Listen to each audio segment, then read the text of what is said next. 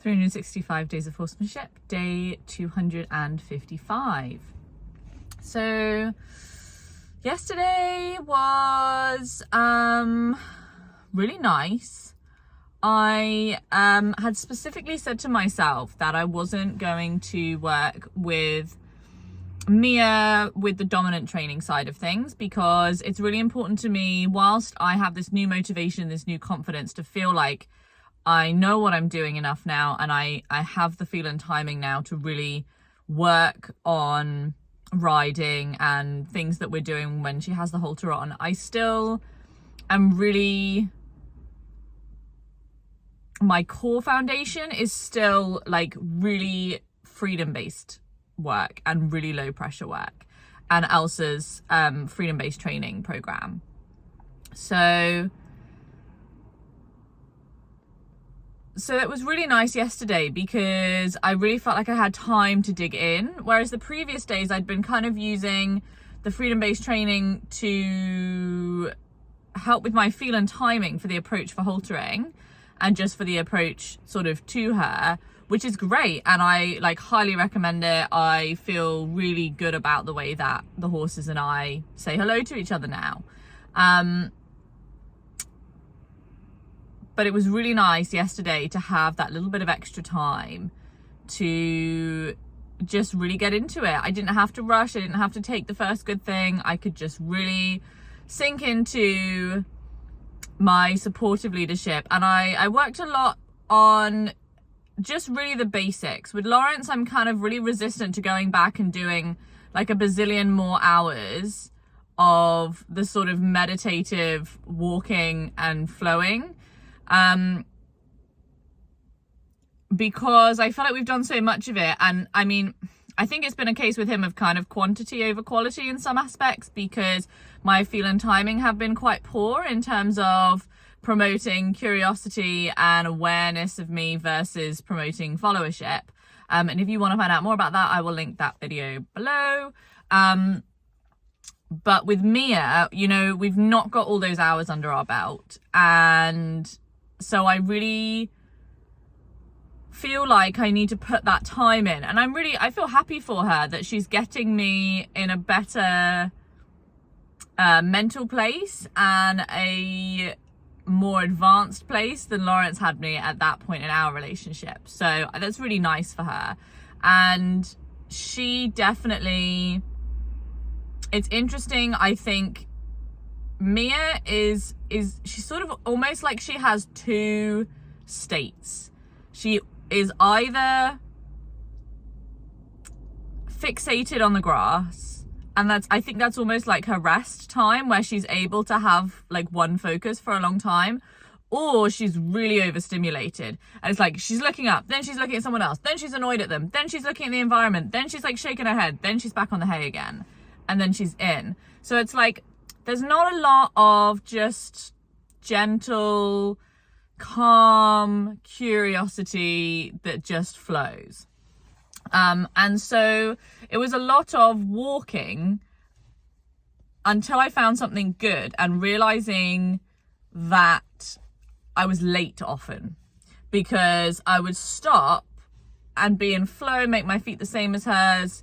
They would, for a nice focus change, and then almost before I'd got settled in that place of flow, her ears would come back and she would think about something else that was annoying, and then I'm too late, and then I've been in that place while things have gotten worse.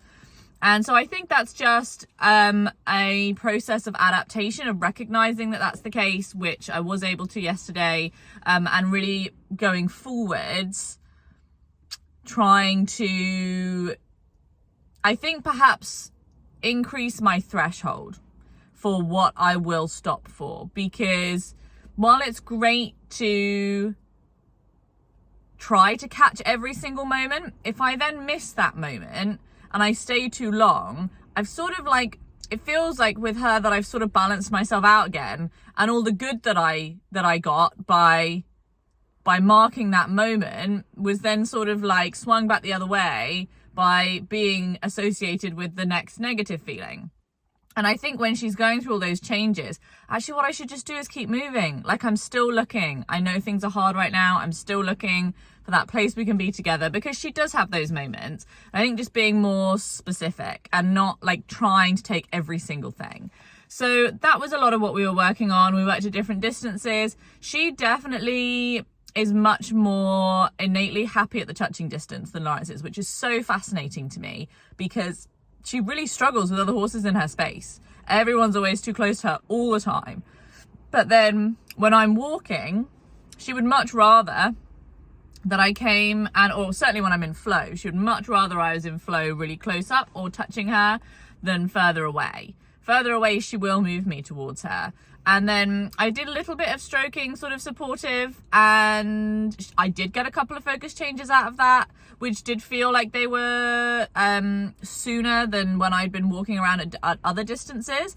But I wouldn't say that I've done it enough that I'm sure that that's repeatable. So I think that's just something I need to keep playing with. But it was really nice to really delve into that with her. And yeah, a lot of the focus the last few sessions where I have had, because when I'm playing with dominant stuff, I tend to do a little bit of the freedom-based training side of things at the beginning of the session and at the end. So it's like a freedom sandwich, where at the end I'm like putting money back in the bank account, we're doing some cool stuff together, we're going for a graze if she's like concerned about the herd, I'm gonna like be walking around in that moment, marking all those good spots, like doing that work with her at the beginning and the end of the session. And it was really nice to just get a little bit of extra time.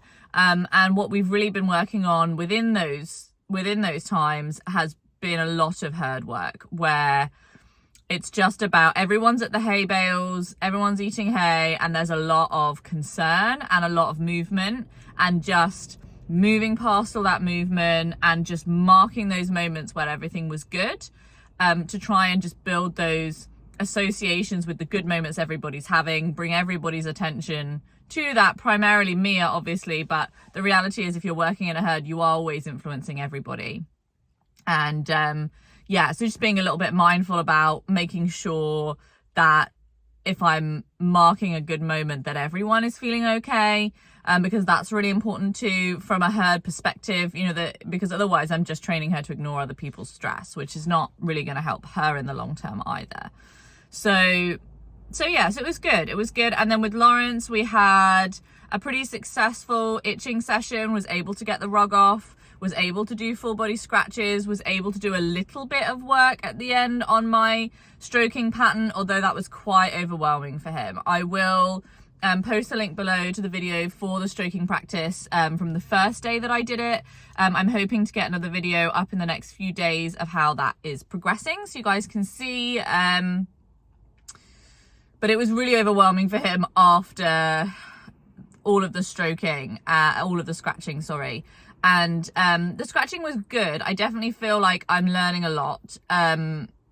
Yeah, as I think I mentioned in the last video, I definitely need to film that and put that in the study group for the foundation course I was on with Elsa in November, because I think those guys will have some really interesting ideas. So yeah, so that'll be good. And yeah, it was a good session. It was about an hour actually. I was able to, he had the rug off for a long time. He was happy with that. And I feel like the scratching has been something that's been part of our sessions for a really long time. And I think I need to embrace it. It's definitely, I think, in some ways his counter offer to almost everything else. And so I think that's the challenge for me, to find ways to make that work for me. And to build trust and to build a feeling of leadership and safety whilst we're doing that activity, because I think there are definitely lots of ways in which it could be improved. And so yeah, yesterday was just another brick in the wall, another brick in the foundation, just building all that stuff.